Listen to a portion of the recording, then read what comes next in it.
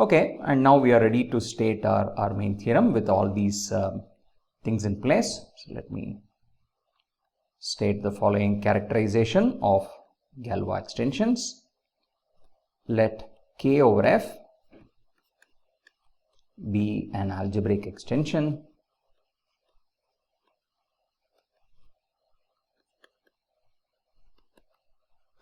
okay, then the following statements are equivalent. Okay, the following are equivalent.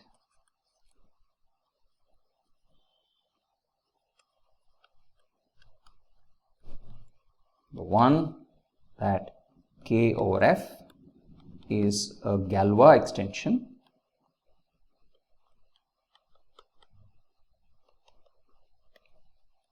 property 2, if gamma denotes the group aut K over F, okay, F automorphisms of K, then the fixed field of gamma is exactly F. Okay, and property 3, statement 3 says for all elements alpha in K, its minimal, for each alpha in K, its minimal polynomial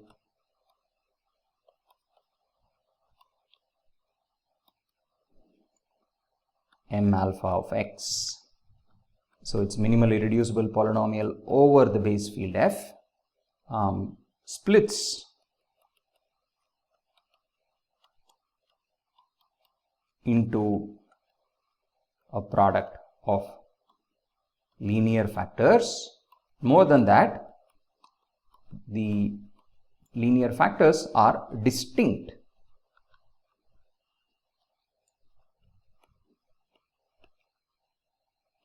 Okay, so it splits completely, but it doesn't have repeated roots, okay, in K. And this is really the characterization that we now want to prove. Now observe that in some sense 1 and 3 are really, the same thing. We have, we talk about normality and separability, and observe that to say that the minimal polynomial of every alpha in K splits completely was one of our equivalent characterizations of a normal extension. And the other fact that the minimal polynomial is separable, meaning it has no repeated roots, was exactly the characterization of separable extensions. Okay, so quick observation here is that 1 and 3 are really equivalent to each other. Okay, so let's prove this. Start with the observation that 1 and 3 are really the same thing. And why is that? Because normality, according to what we proved in our lecture on normal extensions, is the following, that every minimal polynomial, every M alpha of X splits in K, okay, into linear factors. But at the moment they could be repeated as well, but separability ensures distinctness of those linear factors. So separable says that every M alpha of X has, so I should say M alpha of X has no repeated roots. And this is true for all alpha and K. Okay, so looking back on what we have already proved, normal and separable is exactly what statement 3 encodes. Okay, so that's done. What we are really looking for is this new property 2, the new characterization, which says that if you take the set of all F automorphisms, then the fixed field of that group is exactly the base field. Okay, so let's prove that 2 is equivalent to 1 and 3. So I'll prove it as follows. Let me show first that 1 implies 2.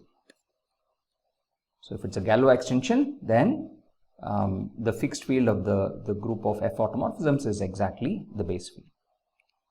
So first observe, the base field is certainly contained inside the fixed field. Okay, so now I'm just using the notation of the theorem. Gamma is going to denote the set of all automorphisms of K over F. Then we need to show K gamma is F, but one way is clear, F is always a subset of K gamma. Okay, why is this? Because what is K gamma? It's a set of all elements of K which are fixed by every element of gamma.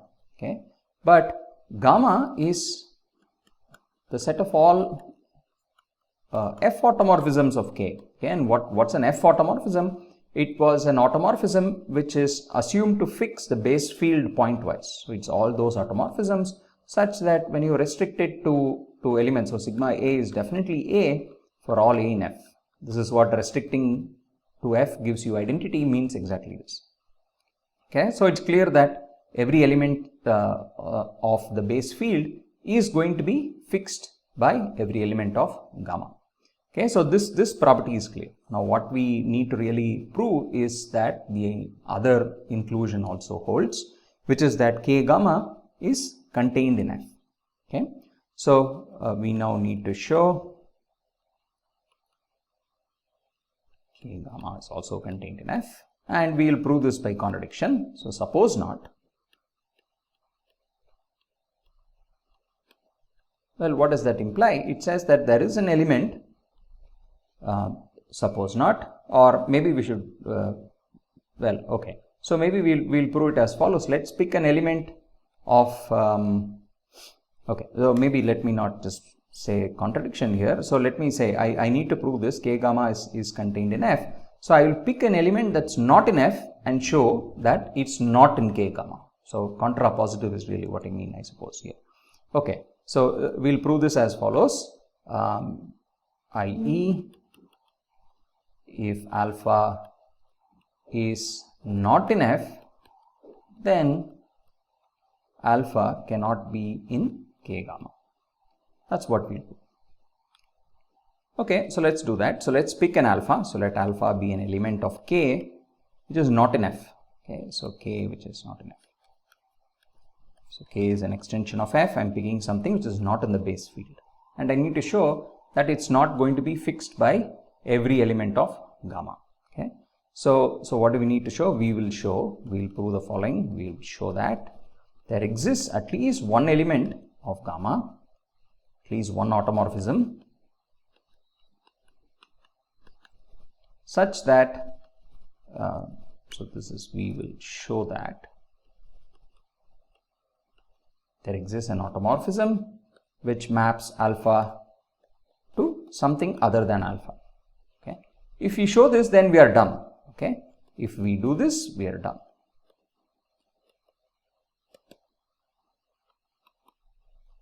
Okay, we would have proved what we want to prove, because this will tell you that alpha cannot be in the fixed field.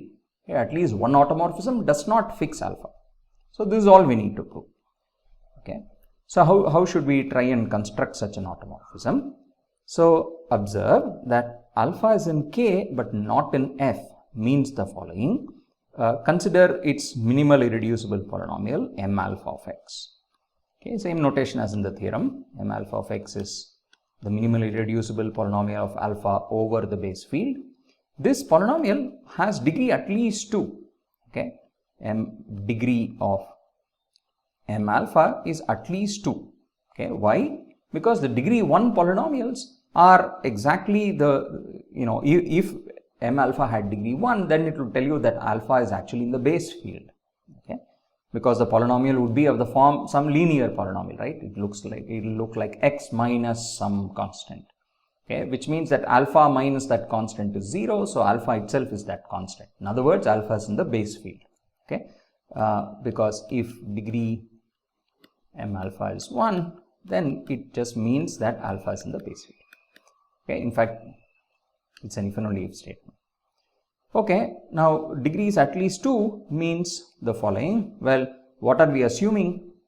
We are assuming 1, right? So we are assuming that the extension is normal and separable. Okay, so now here is an irreducible polynomial m alpha of x. Look at its roots. So look at K over F. I have assumed that it is Galois.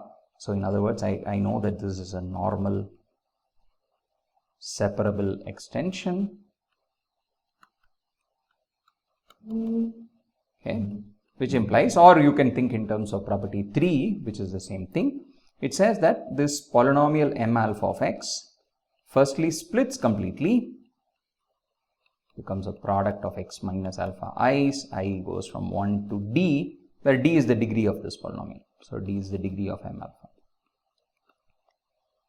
Okay, where the alpha i's are distinct numbers. That's the important thing here, right? The separability where alpha i's are in k and alpha I not equal to alpha j for I not equal to j.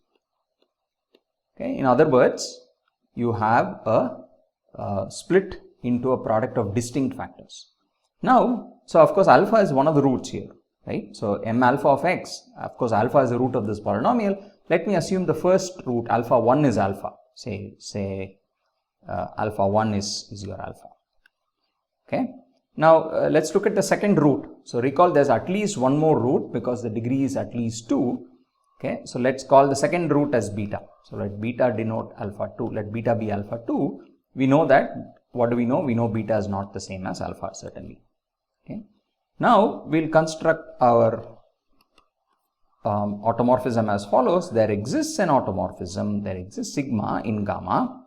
Gamma is, there is an F automorphism of K such that sigma maps alpha to beta. Okay, that's our claim. Now once you prove this, you're done, because beta is not the same as alpha. Okay, now let's prove this claim. Again, it's an argument which we have seen before when we talked about normal extensions and so on. So for this, let's just bring in the algebraic closure. So it's convenient to have the algebraic closure here. So let L be an algebraic closure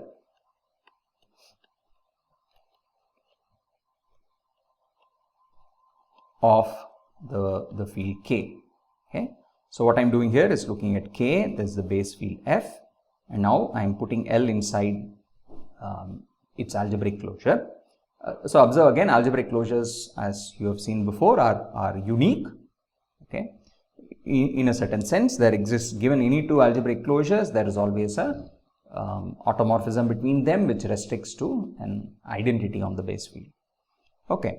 Now, so what do we know? Well, let's do the following. We are trying to do this, right? We are trying to construct a map which takes alpha to beta. So let's do the following. For the moment, let's forget about K here. Okay. So I have L, I have F, and in between them, I am going to look at the intermediate field F adjoined alpha. Okay. This is a subfield of K, right? So recall that, you know, alpha and beta are elements of K here. So instead of looking at all of K, I will look at a certain subfield which is F of alpha. Okay, now let's do the same thing on the other side with beta in place of alpha. I look at F beta and I look at L. Okay, so I look at these two extensions. Now recall the following facts. Again, the same argument which we have seen before. So recall F alpha and F beta are actually isomorphic fields. Okay, there exists an isomorphism of fields. Isomorphism, we call it psi, from F alpha to F beta, such that with the following properties, psi restricted to F is just the identity map on F, and psi takes alpha to beta. Okay, so you've seen this before, and why does there exist a map like this? Well, abstractly, because both F alpha and F beta, you can think of both of them as being given by, well, it's a symbolic adjunction. So you think of F adjoint X modulo the minimal polynomial. Okay, and now both alpha and beta have the same minimal polynomial, which is m alpha of X. Okay, so F alpha is this, but then, well, that's really the same as the minimal polynomial of alpha and beta are the same polynomial F alpha of X. So you should think of this as also m beta of X. That's like F beta. Okay, so this map, if you just unravel this chain of maps, what it gives you is a map from F to F, a map from F alpha to F beta, which is identity on F, and which takes alpha to beta. Okay, so I'm just recalling things you have seen before. So at least we have constructed sort of a map which has the property we want, which takes alpha to beta, but now recall a second fact. So we need to recall a second fact here, which is when you have maps, so observe that L is also the algebraic closure of F alpha. Okay, it was the algebraic closure of K, but it's actually also the algebraic closure of F alpha. Okay, why is that? Because it's algebraic over, what's an algebraic closure? It's an algebraically closed field, which is an algebraic extension of the field you are looking for. Okay, so here this is an algebraic extension and L is algebraically closed. This is what an algebraic closure is. Okay, and why is L over F alpha algebraic? Well, L is in fact algebraic over the base field F itself, right? So recall the original thing I had, L, K, F. K over F I had assumed to begin with was algebraic. L over K, well, L is an algebraic closure of K. So in particular, L over K is an algebraic extension. L, remember, is algebraically closed. Now, a tower of algebraic extensions, algebraic over algebraic gives me something that's algebraic. So this overall extension here is algebraic. Okay, so it's in fact an algebraic extension of F. So in particular, it's an algebraic extension of F alpha. Okay, so it involves sort of putting together many of these ideas that keep recurring in this business.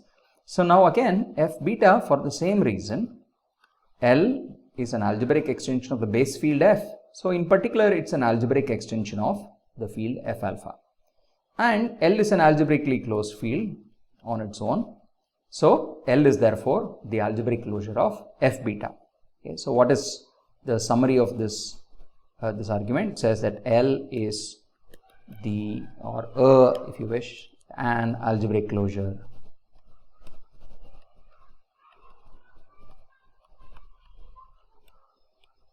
of both F alpha and F beta. And now the fact to recall is that if I have two fields which are isomorphic to each other, so there exists an isomorphism between them, then there is a way to lift this isomorphism to an isomorphism of their algebraic closures. Okay, so if the base fields are isomorphic, their algebraic closures are also isomorphic. But a little more than that, if you have a certain, given any isomorphism psi between the base fields, it extends or lifts to an isomorphism between their algebraic closures.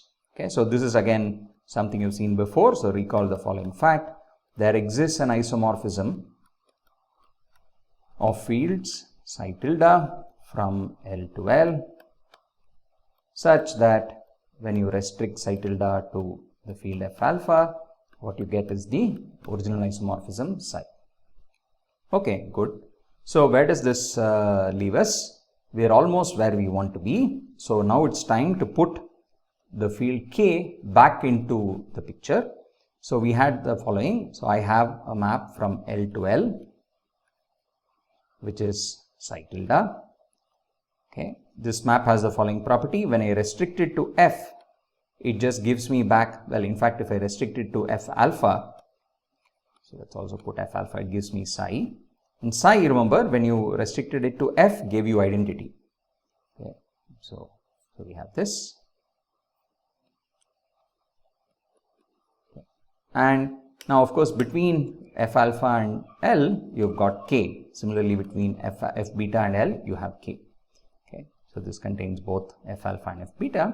And now, recall that K is normal. Okay, so far we haven't used the normality of K. So K over F is a normal extension. Okay, so we have only used so far the fact that it's separable, because we said M alpha has, it must have distinct roots. So if alpha is one of its roots, then there must be a different root beta. Okay, that's all we have used so far. Normality hasn't been used yet, and now it comes into play.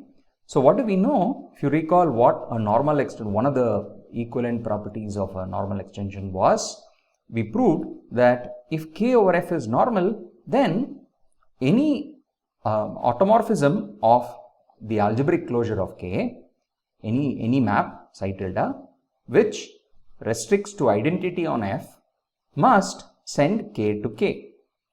Okay, so recall from our lecture on normal extensions. This means, recall that K over F is normal means the isomorphism psi tilde must satisfy the following property, that it must map K back to itself. It cannot send elements of K to elements which are not in K. Okay, so psi tilde maps psi tilde of K is exactly K. Okay, and this is to prove this, you need to know that psi tilde restricted to F is the identity.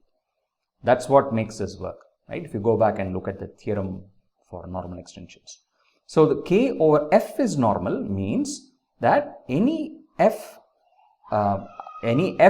automorphism of L must in fact preserve K.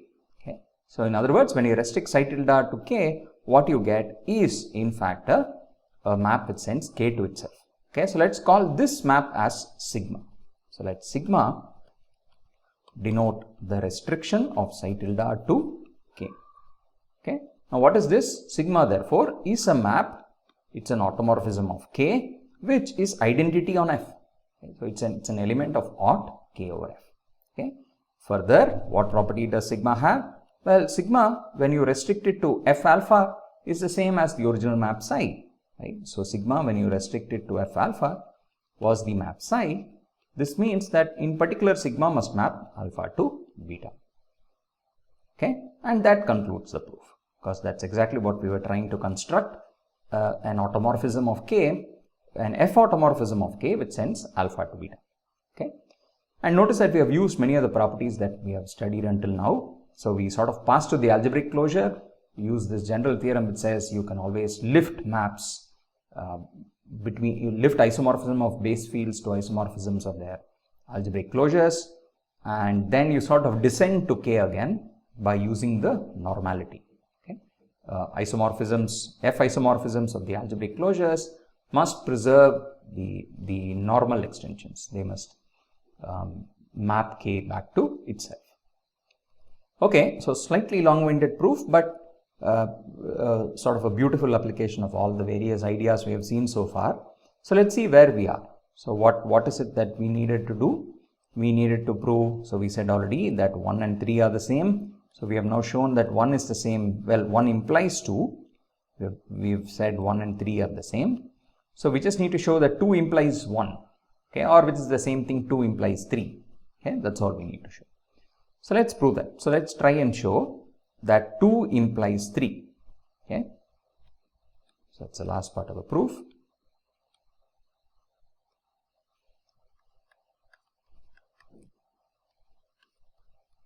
So what do we need to do? We are going to assume that the fixed field of gamma is exactly F, and using that we are going to show that every M alpha of X splits into a product of distinct linear factors. Okay, so let alpha be an element of K and consider its minimally reducible polynomial M alpha of X.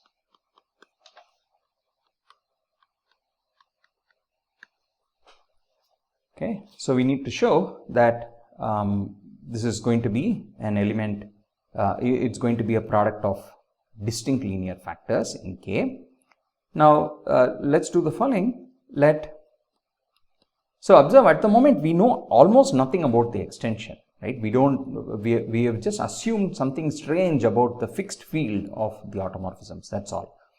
We don't even know, for example, that M alpha of X has any other root other than alpha in the extension K, right? We don't know that it splits. We don't know that it's separable. If it splits, does it have distinct roots? We know nothing about M alpha really.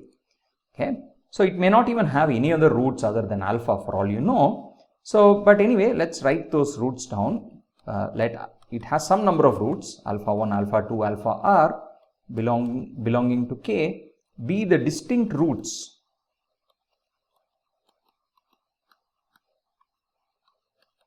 Okay, let these be the distinct roots of this polynomial M alpha of X in K. Okay, so observe R is at most the degree of M alpha. We don't know that it has, exactly the degree number of roots. It probably has fewer. Okay, also the first root, definitely it has one root, which is, alpha definitely. So let's again say that the first guy is alpha. Let's assume that alpha 1 is your alpha.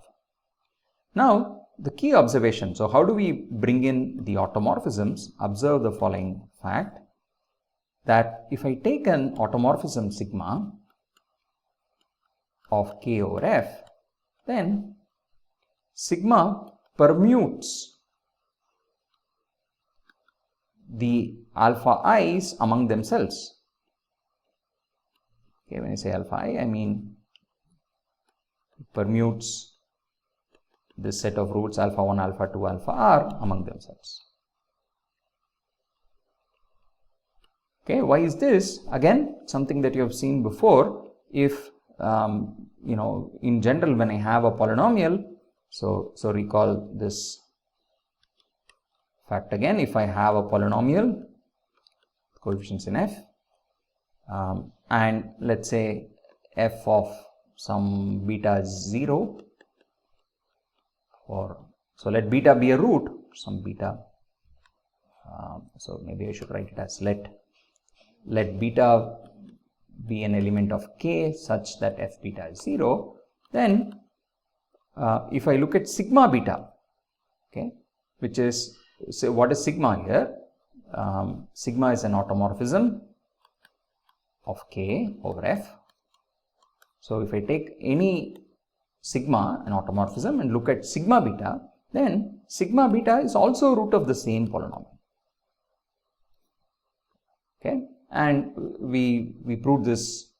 All you have to do is just write the polynomial f out and apply sigma to it. Just look at f beta is 0, you apply sigma to the equation, the coefficients will not change because sigma fixes the field f, right? You have assumed sigma is an automorphism of K over f. So sigma fixes the coefficients, the beta powers will all become now sigma powers of sigma beta instead. Okay, and that will show that f of sigma beta is 0. In other words, if beta is a root of f, then sigma beta is also a root of f. Therefore, sigma must permute the roots of f. That's exactly the fact we are looking at here. Okay, so we know for sure that sigma must permute the alpha 1 through alpha r among themselves. Okay, so now let's do the following. Let's consider the polynomial in Kx. Okay, it's now got coefficients in K defined by the following, defined by, let me call it g of x, is just the product of the x minus alpha i's. I goes from 1 to r. Okay, observe this is not necessarily the same as m alpha of x, because m alpha of x may not factor completely, right? It may have some higher degree reducible factors and so on. Gx is only the product of the distinct linear factors which occur inside m alpha of x. Okay, so it's a priori something sort of smaller than m alpha.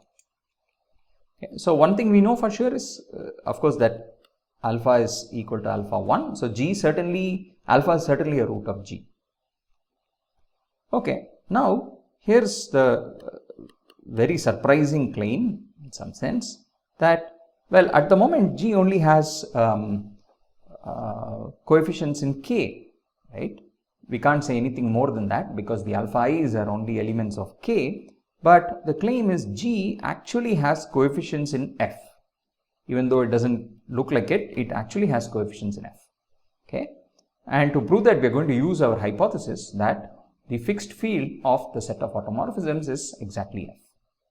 Okay, so let's prove this. So what are the coefficients of g? So let's expand g out and see what the coefficients look like.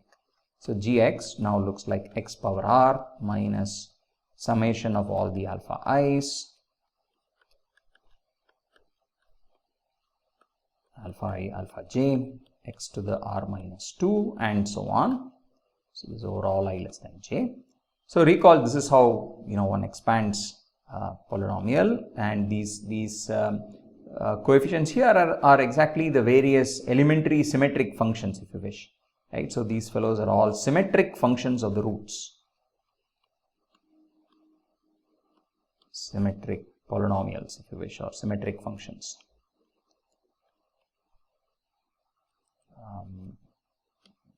they are symmetric polynomials in the alphas. Okay, in other words, when you permute the alphas, these things don't change, right? These coefficients don't change. And in fact, they are what are called the elementary symmetric functions, if you know what they are. Okay, but for us, the key word here is symmetric, that these coefficients do not change if you permute the alphas among themselves. Okay, now what does that mean? It says that if, for example, let's take the first coefficient summation alpha I here. If I apply any one of the sigmas, any automorphism sigma of belonging to K over F, then sigma only permutes the alphas among themselves. So this will give me the same answer for every alpha, so for every sigma in automorphisms of K over F. Similarly, if I take the second coefficient, so first coefficient has a minus in front, the second coefficient doesn't, so these are all twofold products, the alphas, just gives me back alpha I, alpha j. Why? Because the only possible action of sigma is to permute the alphas. It will map each alpha I to some other alpha j, right? But then this final combination remains the same. Okay, this is again true for all sigma in aught of K over F. So what does that imply? Well, and so on. So you can see this is true for all the coefficients. So that means that the coefficients, so the coefficients of G, therefore all belong to K gamma. Okay, remember gamma is the aught Kf. Okay, it belongs to the fixed field of the group of automorphisms, F automorphisms of K. But the assumption, the hypothesis we started out with is that the fixed field of K gamma is exactly F. It is the base field. Okay, so that proves what we wanted. So therefore, the coefficients of G are in fact in the base field. So why is that? Because, well, they are really symmetric functions of the roots, and automorphisms necessarily permute the roots. Okay, wonderful. Now, why is that useful? Because if you look at G here, so we have shown that G is a polynomial in Fx, and G is a polynomial on which alpha vanishes, right? So what does this mean? These two things imply that m alpha of x, remember m alpha is the minimal irreducible polynomial, it's the minimal degree polynomial in Fx which has alpha as a root. Now G is another candidate polynomial, it's another polynomial which has alpha as a root. Then this just means that m alpha of x must divide G of x, right? The minimal polynomial always divides any other polynomial in Fx which has alpha as a root. Okay, great. Now, why is that what we want? Well, let's just analyze this a little bit. So, if you look at m alpha of x on the one hand and g of x on the other, g of x is just the product. So, what is this? So, let's write gx out. This is now x minus alpha 1, x minus alpha 2.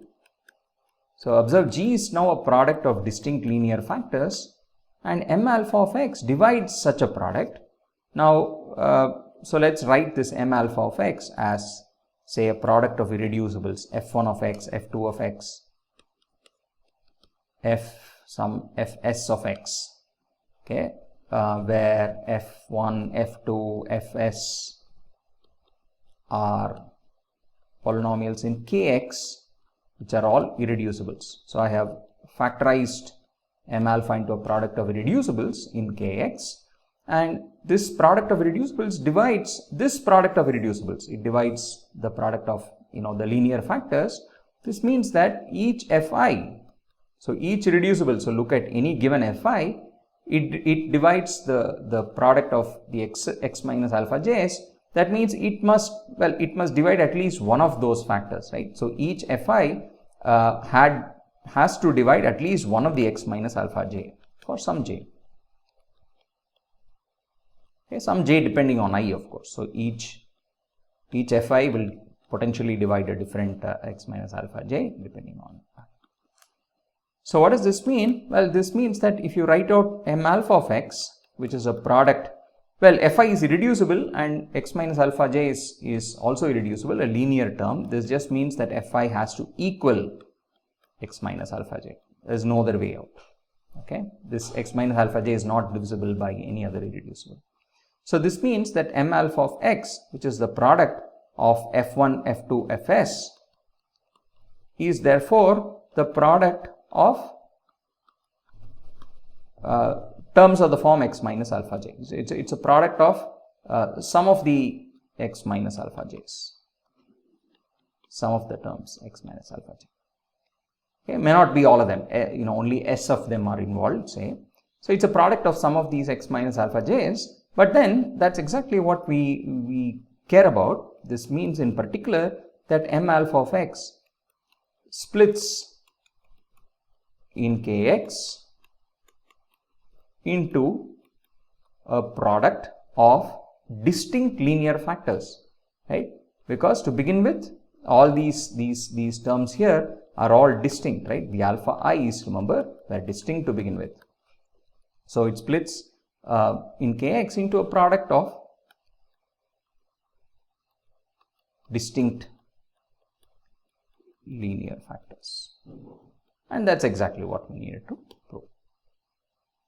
Okay, so that completes the proof here. I mean, this is really 2 implies 3, right? So that's what we set out to prove. So we wanted to show that each m alpha of x splits as a product of distinct linear factors. Okay, so that's somewhat interesting argument again. So we start with what looks a priori like a strange assumption, or at least a weaker assumption, that the automorphism group f automorphisms of K has f as its fixed field. Okay, and that's actually enough to show that the extension is both normal and separable. Okay, it's a rather remarkable statement. Okay, and let's just quickly end with this remark about finite Galois extensions. Okay, so far everything we have said works in general, could be infinite as well, but here's a little theorem, rather important theorem that we'll prove. So let K over F be a finite extension,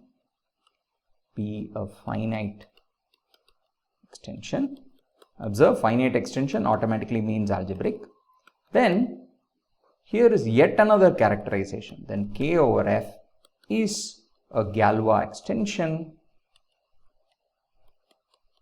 if and only if the following holds, if and only if the cardinality of the automorphism group is the same as the degree of the extension. Okay, so this is a yet another criterion for when an extension is Galois, and again it's a completely new sort of criterion, if you wish, in terms of the degree of the extension. So it says that the extension degree should be exactly equal to the number of automorphisms that are available, that are there. Okay, and so to prove this requires some more ideas, and so we'll take a short detour through the notions of linear independence of characters and theorem of Emil Artin and so on, and then come back and prove this statement.